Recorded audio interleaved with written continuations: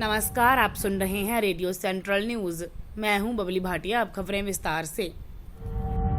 प्रधानमंत्री नरेंद्र मोदी ने कर व्यवस्था में सुधारों को आगे बढ़ाते हुए गुरुवार को पारदर्शी कराधान ईमानदार का सम्मान मंच की शुरुआत की और इसके साथ ही देशवासियों से स्व प्रेरणा से आगे आकर कर भुगतान का आह्वान किया।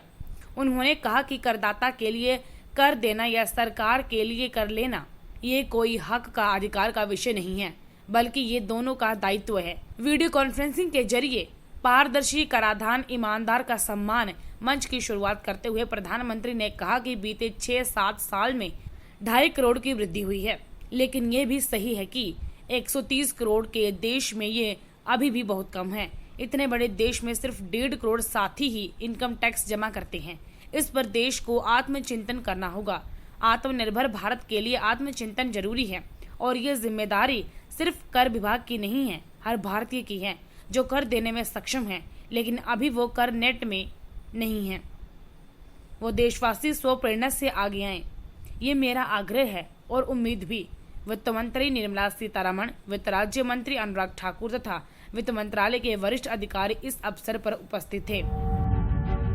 देश में एक दिन में कोरोना वायरस संक्रमण के रिकॉर्ड 66,999 मामले सामने आए हैं और इसी के साथ गुरुवार को संक्रमण के मामले बढ़कर 23,96,637 हो गए। वहीं देश में अब तक 16,95,982 लोग इलाज के बाद संक्रमण मुक्त हुए हैं। संक्रमण मुक्त होने वाले लोगों की संख्या में इजाफे से देश में स्वस्थ होने वालों की दर 70.77% हो गई है। केंद्रीय स्वास्थ्य मंत्रालय ने यह जानकारी दी। स्वास्थ्य मंत्रालय द्वारा जारी आंकड़ों के अनुसार पिछले 24 घंटे में संक्रमण से 942 लोगों की मौत हुई, जिससे मृतक संख्या बढ़कर 47,033 हो गई है।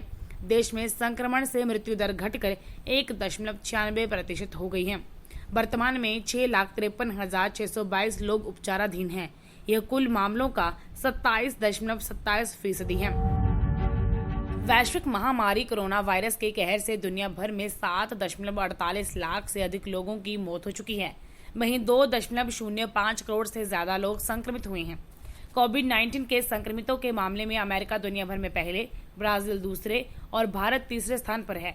वहीं इस महामारी से हुई मौतों के मामले में अमेरिका पहले, ब्राजील दूसरे और मैक्सिको तीसरे स्थान पर है। भारत 47,000 से अधिक मौतों के साथ ब्रिटेन को पीछे छोड़कर अब चौथे स्थान पर पहुंच गया है।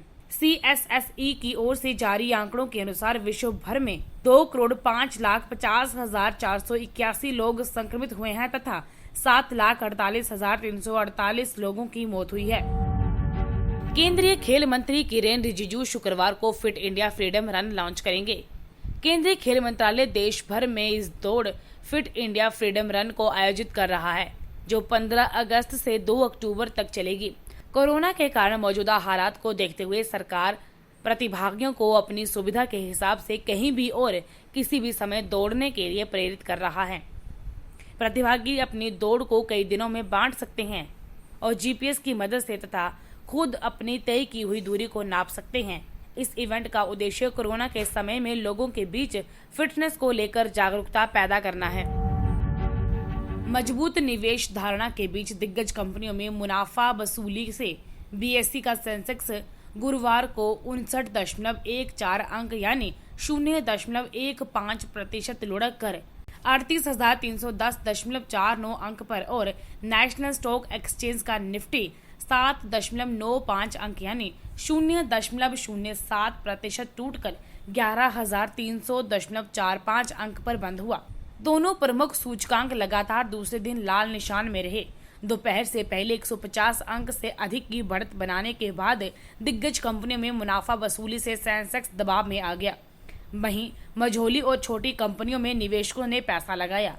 BSE का मिड कैप 1.59% की जबरदस्त तेजी के साथ 3.5 अंक पर और स्मॉल कैप 0.76% की बढ़त में 20.64 अंक पर पहुंच गया।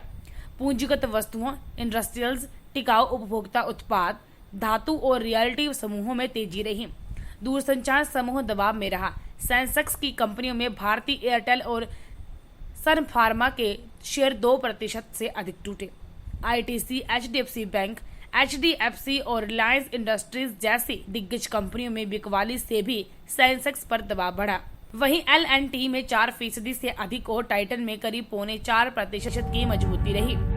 रेडियो सेंट्रल न्यूज की टीम सभी देशवासियों से अपील करती है कि लॉकडाउन से ही कोरोना को रोका जा सकता है।